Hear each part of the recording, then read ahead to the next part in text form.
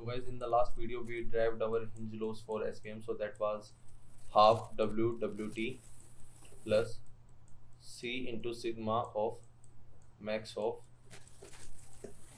0 minus 0 1 minus Ti, and here Ti is Yi into W transpose Xi plus P. So this is our Ti here. So this is what we have derived in the last video, and in this video I'm going to make the algorithm for the SVM. So let's do that. So guys, I have done this. I have imported some classes, and what I have used main classification, in which I have two classes and I have 400 number of samples. The cluster per class is also one. It means that there will be basically two kind of group. The random state is 5 and the number of features is 2.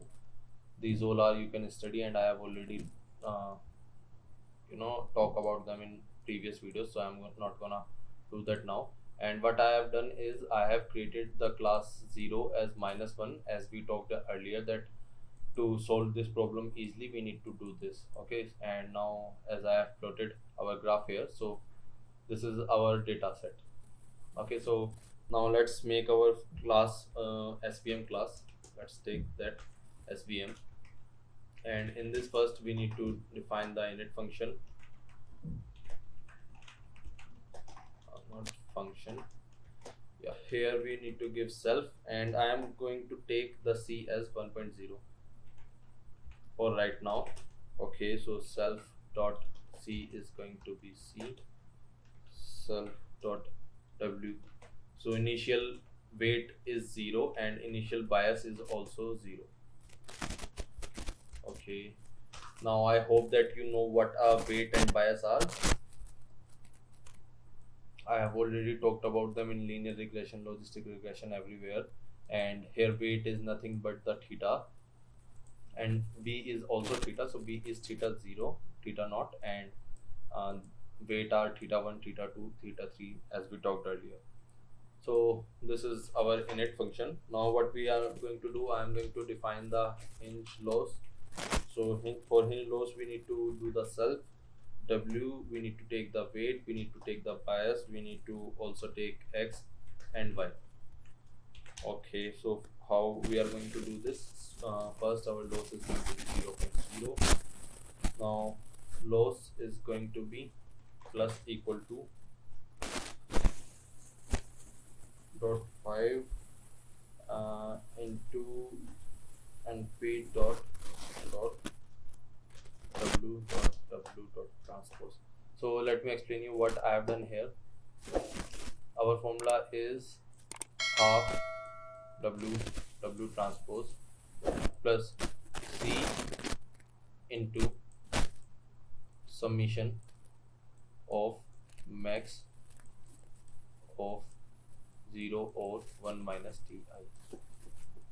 So this is our formula, and if you will see closely here, this part is nothing but this part. So this part I have implemented already. Now let's move on to this part. Okay, so what that is going to be, for that we need to take a for loop, because we have a summation here. So for I in range, let's take X dot shape 0, because I have to go through all the examples. And in this what I'm going to do is Ti. I'm going to find the Ti for everything. So Ti is going to be Yi, and I have already explained the formula, so you can look it up, but I know the formula, so I'm just writing it in the form of the code. Okay, so Yi into np dot dot, and here we need to multiply it with W with X and I, plus we also have to do plus bias. So this is going to be our formula for Ti, and I think we need to do one more thing. Yeah, we also need to do the transpose of this, so that we can easily multiply them together.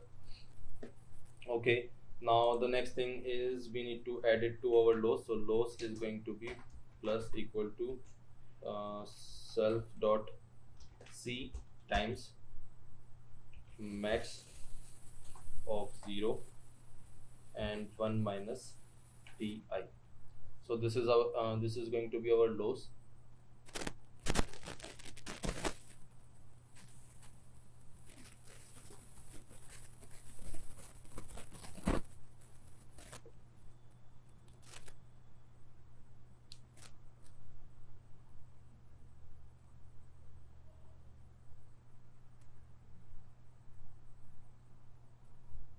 Now we just need to return our loss here, and yeah.